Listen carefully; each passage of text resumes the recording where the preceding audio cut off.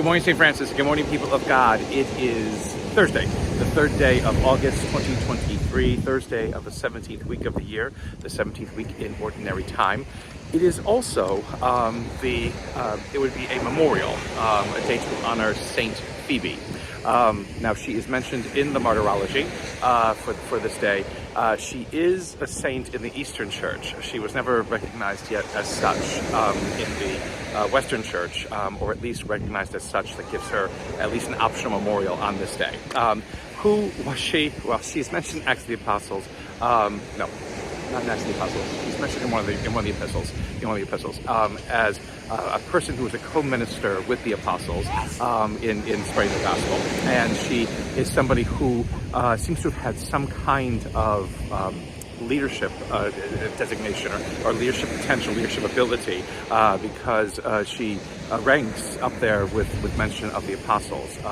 Is there evidence of her being at least a deacon within the early church? Never specifically says, but again, it doesn't mean that we cannot discount that. So again, with the idea of women's roles in the church, of women's history of leadership within the church, is kind of is affirmed in many ways with Phoebe.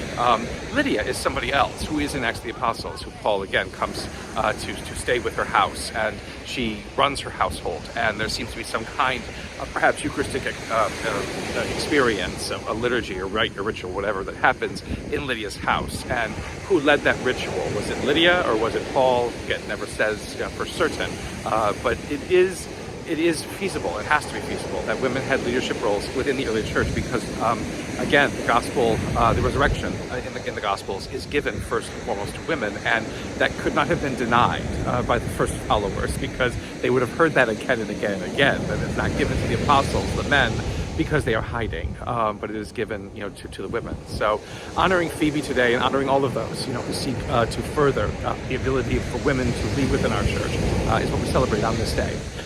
There is no mass for her yet. There are no readings for her yet. So the readings for today are the readings for the 17th, for Thursday of the 17th week in Ordinary Time. And basically they're very simple. The reading from Exodus is just basically the setting up of the meeting tent after the two tablets of the second two tablets of the law are now given back to Moses.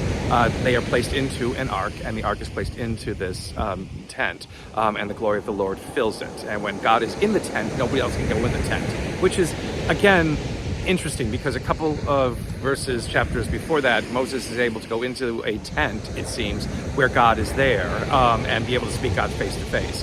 Now Moses can't enter the tent when the cloud of God's glory descends upon it. But it is the sense in which God is the one directing things, and affirming the fact that he's directing things by not letting the Israelites move unless the cloud lifts and moves from the tent. And then they have to take down the tent and move to the next place that they are journeying to on their journey out of, again, Egyptian slavery into the freedom of the Promised Land.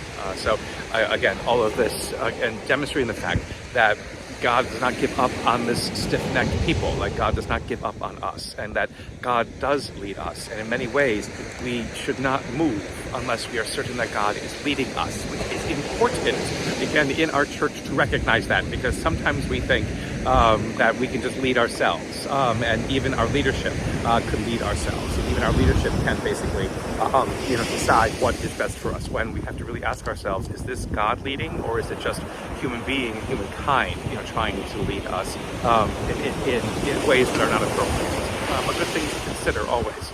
In the gospel today, again, we continue the last part of last Sunday's gospel about those who would, those, I forget what this last one is, but hold on, I can do that. Separating, catching the fish, and separating the good fish from the bad fish.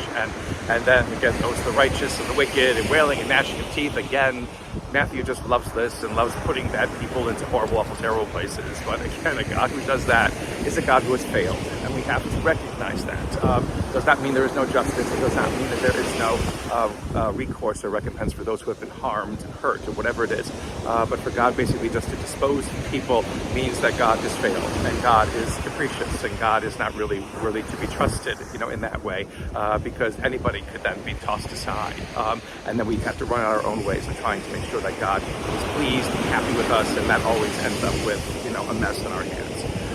Again, this gospel was first and foremost, about joy and what it means to have joy in our lives, and recognizing the fact that God is the source of what is true joy in our lives. For us to focus on that, to remember that, to live our lives out of that is what allows us to continue living this faith that can transform not only our lives, but the lives of all of those who we come into contact with. A blessed day, St. Francis and people of God. May the Lord give you his